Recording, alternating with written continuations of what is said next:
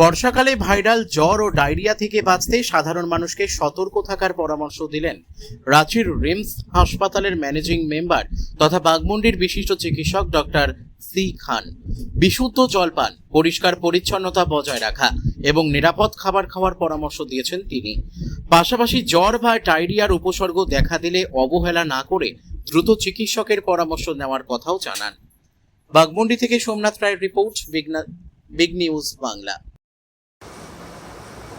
বর্ষায় অনেকে সমস্যায় পড়ছেন, বিভিন্নভাবে আক্রান্ত হচ্ছেন, সেই সচেতন কীভাবে করবেন? দেখুন, বর্তমান পরিস্থিতিতে এখন যা সিচুয়েশন দেখা যাচ্ছে যে মানুষের অনেকেই ভাইরাল ফিভার এবং ডায়রিয়া যেসব নিয়ে এখন মানুষ সমস্যায় ভুগছেন, এবং যেসব এই মাঝের মধ্যে বৃষ্টিপাত হলো এর জন্য একটা মাঝে ভাইরাল ফিভার চলেছিল, যে বাড়িতে ফ্যামিলিতে পরিবারে জ্বরের যা সিমটম ছিল বেশি না 2 থেকে 3 দিন মানুষের মাঝে থাকতো, বা এইসব ক্ষেত্রেই মানুষ মানে হসপিটালে গিয়ে বা চিকিৎসকের কাছে গিয়ে বা গ্রামীণ চিকিৎসকের কাছে গিয়ে সহায়তা পেতই।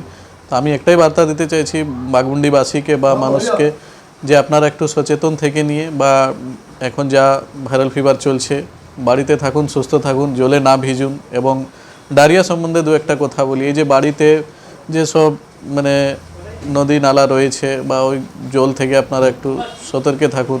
মশা বাহিনী যে জায়গাতে আছে ওই জায়গা থেকে একটু দূরে থাকুন, বা সবাই সচেতন থাকুন। যেহেতু রোগ ক্ষমতা বলে তো আসেনি, তো সেই ভিত্তিকেই সবাইকে আমার একটাই অনুরোধ যে আপনারা সুস্থ থাকুন, ভালো থাকুন, অসুস্থ মানে রোগ থেকে দূরে থাকুন। এইটাই আমার মানুষের কাছে। রোগীদের একটাই পরামর্শ যে আপনারা সচেতন থাকুন, বাড়িতে থাকুন, সুস্থ থাকুন এবং জলে ভিজুন না। এবং যেসব মানে ডায়রিয়া এসব যেসব রোগ সংক্রান্ত এর থেকে একটু আপনাকে সতর্ক থাকতে হবে। মশা বাহিনী থেকে একটু দূরে থাকতে হবে। ঠিক।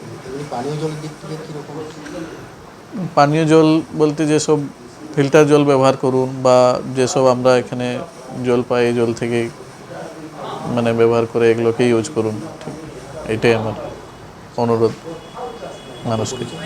আমি ডাক্তার সি খান বাবু, RMCH Ranchi, rims managing member.